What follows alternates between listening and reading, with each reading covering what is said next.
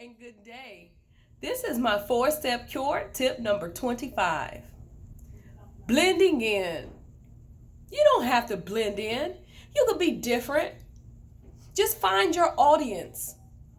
There are millions of people who are looking for something. And a great percentage of those people are looking for you and what you have to offer. So you don't have to worry that, oh, well, it's not normal or what I'm doing and no one wants this. Several things, there is nothing new under the sun.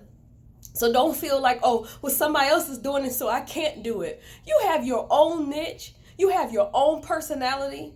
And people buy that. They buy your energy. They buy your personality. And there's a niche and an audience for everything.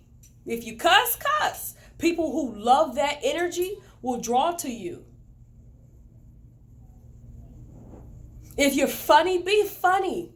People will draw to that energy because they need that laugh.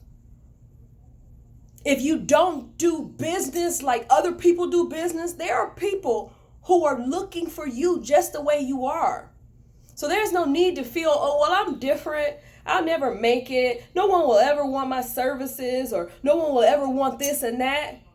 Wake up, snap out of it. Be you.